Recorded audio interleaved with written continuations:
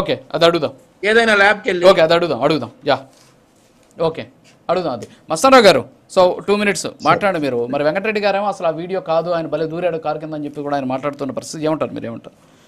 Sir ఇప్పుడు అది నిజమా కాదా, లేకపోతే ఇప్పుడు ఎందుకంటే నిన్న ఎస్పీ గారు చెప్పిన దాని ప్రకారం ఆ వెహికల్లో ఉన్న వాళ్ళని కూడా విచారిస్తారు, విచారించినప్పుడు అసలు వాళ్ళకి ఆ కింద పడినప్పుడు తెలిసిందా లేదా అనే విషయాలు కూడా బయటకు వస్తాయి. ఇప్పుడు రమణారెడ్డి గారిని కూడా డ్రైవర్ని విచారిస్తున్నారు.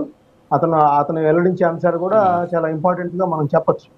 ఇంకోటి ఏంటంటే సార్, ఇప్పుడు ఫేక్ వీడియోనా అది అది ఖచ్చితంగా వాస్తవంగా తెలుస్తుంది. ఎందుకంటే ఇప్పుడు ఐజీ అండ్ ఎస్పీ సమక్షంలో చెప్పడం అనేది మామూలు విషయం కాదు. అది ఫేక్ వీడియో అయితే వాళ్ళు కూడా పనిషబుల్ అవుతారు కదా. వాళ్ళు అవన్నీ చూసే నిన్న ఇప్పుడు రాయపడారి గారు ఇచ్చిన సర్క్యులర్ వస్తే అన్ని విచారించిన తర్వాత, అంటే కొంతమందిని అక్కడ విచారించిన తర్వాత కూడా ఆ నిర్ధారణకు వచ్చారనేది ఎస్పీ గారు చెప్పిన సారాంశంగా మనం చెప్పచ్చు మొత్తం కూడా. అయితే నేననేది ఏంటంటే ఇక్కడ పోలీసుల వైపు ఇందాక ఎందుకన్నానంటే నిజానికి కానీ అక్కడ ఉన్న పోలీసులు కానీ అక్కడ ఉన్నట్లయితే కొంత వాళ్ళ దగ్గర నుంచి కూడా సమాచారం ఉండేది. ఆ చుట్టుపక్కల పోలీసులు ఎందుకు లేకపోయారంటే అక్కడ అదే ప్రశ్న వస్తుంది. రెండోది ఏంటంటే ఈ వైఎస్ఆర్సీపీ నుంచి కూడా మనం చూసినట్లయితే ఇప్పుడు అనంతపురంలో ఒక ఇన్సిడెంట్ జరిగింది, మిర్చియాడి దగ్గర జరిగింది, ఆయనకి భద్రత లోపిస్తుందని అన్నప్పుడు పోలీసులకి సహకారం అందించాల్సిన బాధ్యత కూడా జగన్మోహన్ రెడ్డి గారికి ఉంటుంది. ఎందుకంటే ఆ ముందు రోజు ఎస్పీ అక్కడ పల్నాడు ఎస్పీ కూడా ప్రెస్ మీట్ పెట్టి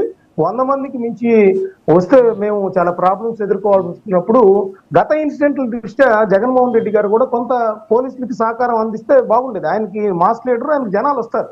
కానీ ఏదైతే అక్కడ పోలీసులు కూడా ఇట్లాంటి ఇన్సిడెంట్లు రిపీటెడ్ గా జరుగుతున్నాయి, జగన్మోహన్ రెడ్డి గారికి ఆయన భద్రతా విషయంలో కొంత ఇబ్బందికర పరిస్థితులు ఎదురవుతున్నాయి అన్నప్పుడు పోలీస్ శాఖకు కూడా సహకారం అందించాల్సిన బాధ్యత ఆయన మీద కూడా ఉంటుంది. దానిలో ఎటువంటి సందేహం లేదు. ఇంకోటి ఏంటంటే వైఎస్ఆర్సీపీకి సంబంధించి వెంకటరెడ్డి గారు అంటున్నారు కానీ నేను ఒక విషయం అయితే స్పష్టం చేస్తామన్నా, ఏంటంటే తెలుగుదేశం పార్టీ కానీ జనసేన పార్టీకి సంబంధించి కానీ కార్యకర్తలు ఎవరైనా చనిపోతే కార్యకర్తలకి సంబంధించిన సంక్షేమం దృష్ట్యా వాళ్ళందరికీ కూడా బీమా కల్పించిన పరిస్థితి వైఎస్ఆర్సీపీలో అది లేదు. అంటే అది నేను ఎందుకు ఒక జర్నలిస్ట్ గా చెప్తున్నానంటే జనరల్ గా కార్యకర్తలను ఎవరు ఎంత బాగా చూసుకుంటున్నారండి. ఎందుకంటే కార్యకర్తలే ప్రాణం అనేది జగన్ గారు ప్రకటించిన పరిస్థితి కూడా చూసాం. ఫస్ట్ విడతలో అధికారం వచ్చినప్పుడు వాళ్ళందరినీ కూడా మేము విస్మరించాం, ఇక నుంచి కూడా అలా ఉండదు అనేది కూడా చెప్పిన పరిస్థితి. వాళ్ళకు కూడా ఈ రోజు అనేక విధాల వేధింపులు ఎదుర్కొంటున్నప్పుడు వాళ్ళకు కూడా ఇన్సూరెన్స్ కూడా పార్టీ కట్టలేని పరిస్థితిలో ఉంది. అది కూడా గమనించాలి. వైఎస్ఆర్ కాంగ్రెస్ పార్టీకి కార్యకర్తలకు ఏ విధమైన ప్రాధాన్యత ఇస్తుంది అనేది కూడా గమనించాల్సిన అంశంగా నేను చెప్తాను. సో ఇంకోటి ఏంటంటే ఫేక్ వీడియోకి సంబంధించి ఖచ్చితంగా అందుబాటులో ఉన్నప్పుడు అధికారుల మీద ఆరోపణలు చేసినప్పుడు ఫేక్ వీడియో అని చెప్పినప్పుడు నిరూపించాల్సిన బాధ్యత కూడా వైఎస్ఆర్సీపీ మీదే ఉంటది అనేది కూడా ఇక్కడ గమనించాల్సిన అంశం. ఓకే వెంకటరెడ్డి గారు అందరూ కలిపి ఒక 2 minutes సమాధానం చెప్పండి మీరు. ఇప్పుడు రెండు పార్టీలు పాపం ఆయనకి కార్యకర్తలకి ఏదైతే గోరంత చేసినా కొండంత చేసినట్టుగా పాపం అన్నకు కనపడినందుకు సంతోషం. దయచేసి అదంటే చూపిస్తా చెప్దాం. సగమే చెప్పారు కాబట్టి మిగిలిన సగం నేను చెప్తాను. అది కూడా ఈసారి కంటిన్యూ చేసి చెప్పండి అంటున్నారు. ఏం లేదు, మిమ్మల్ని తప్పుదో పట్టించడం. వాళ్ళు బీమా పెట్టి ఆ బీమాతో చేతులు దులుపుకుంటారేమో.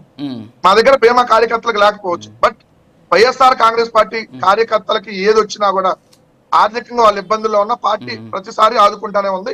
ఈవెన్ మొన్న కూడా ఏదైతే వీళ్ళు దాడులు చేశారో, ఏదైతే వీళ్ళు అధికారంలోకి రాగానే దాడులు చేసి లేదంటే ఆస్తులు ధ్వంసం చేశారో ఆ కుటుంబాలన్నింటినీ ఆదుకుంది.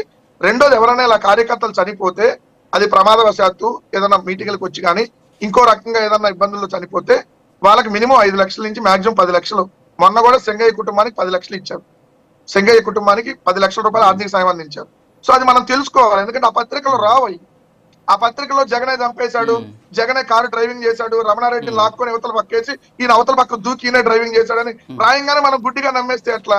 రెండో అంశం వచ్చేటప్పటికి పోలీసులకు సహకరించాలన్నాడు. పోలీసులకు సహకరించాలంటే ఒకటే మార్గం సార్, జగన్మోహన్ రెడ్డి గారు ఇంట్లోనే కూర్చోవాలి. పోలీసులు సహకరించాలంటే 3 వెహికల్స్ 100 మంది వెళ్ళాలి పోలీస్ రూల్స్ ప్రకారం, అంతే కదా. అది పాసిబుల్ కాదు కదా. ఎందుకంటే ఎట్లా పాసిబుల్ అయింది? అందరికి అదే రూల్ ఉండాలి కదా. జగన్ గారికి ఒకటే ఒక రూల్ ఉండకూడదు కదా. 100 మంది రావాలని మేము పేర్లు రాసి సీలే రావాలంటే మిగిలిన వాళ్ళు దారి పడుకుని రాకుండా ఉంటారా? అది ఆపటం సాధ్యమైద్దా? అది ఆయన మాజీ ముఖ్యమంత్రి, ఒక పార్టీ అధ్యక్షుడు. సో మినిమం పోలీసులు దానికి కూడా భద్రత కల్పి Z+ కేటగిరీ ఉంది. హైకోర్టు స్పష్టంగా చెప్పింది Z+ కేటగిరీ కొనసాగుతుంది, ఆయనకి మీరు భద్రత కల్పించాలని. మరి రోప్ ఎందుకు పెట్టలేదు పోలీసులు? ఆయన వస్తున్నప్పుడు ఆయన చుట్టూ వెహికల్ మీద ఎక్కకుండా చర్యలు తీసుకోవాల్సిన బాధ్యత పోలీసులకు లేదన్నా మీరు ఫస్ట్ వర్షన్ లో చెప్పారు. ఎస్, రియల్ అప్రిషియేట్ మిమ్మల్ని. మరి ఆ ఫస్ట్ వర్షన్ ప్రకారం చేయాలి కదా. మరి అప్పుడు అది ప్రభుత్వ హత్య అయిద్దా, వైఎస్ఆర్ కాంగ్రెస్ పార్టీ వాళ్ళ నిర్లక్ష్యం వల్ల జరిగింది అయిద్దా? మీరు చెప్పండి. పోలీసులు పెట్టి జరగకుండా చూసుకోవాల్సినటువంటి అది ఎవరి కారణమైనా గుర్తునండి. ఇక్కడ జగన్ గారిది గుర్తులేదనేది స్పష్టం.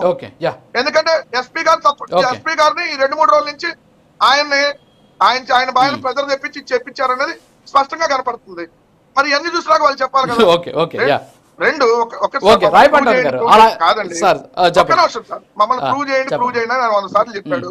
ఇది ఇది కాదు, ఏదని ప్రూవ్ చేయండి అని. తొందర ఎందుకు పడతారు? తొందర పడితే ఏమొస్తుంది? 4 ఏళ్ళ సమయం ఉంది, ఇంకా కంగారు ఏం లేదు కదా. ఇప్పుడు అధికారంలో ఉన్న మీరు, అది ఏ టైంలో జరిగింది, ఎక్కడి నుంచి ఫుటేజ్ వచ్చింది, ఒరిజినల్ ఫుటేజ్ అయితే ఇదిగోండి పలానా వాళ్ళు తీశారు, ఇది పలానా ఛానల్ తీసిందో, పలానా ప్రైవేట్ వ్యక్తులు తీశారు, ఇక్కడి నుంచి మాకు వచ్చింది, ఇది కూడా పడ్డ అవుతున్న సమయంలో అతను ఆ కింద నుంచి ఎవరు తీశారు? ఇప్పుడు జగన్ గారు కాన్వాయ్ ముందుకెళ్లాలంటే ఆయన బయటకు తీయాలి కదా రాజు గారు. కాన్వాయ్ కింద పడి ఉంటే ఆ పడిన అతను పక్కకు తీయాలి కదా. తీసినప్పుడు వీడియో ఎందుకు రాలా? సార్ ఇంతవరకు ఎందుకు పెట్టారు? వస్తాను ఒకసారి. ఒకసారి ఆన్సర్ చేస్తారు. రాయపట్ట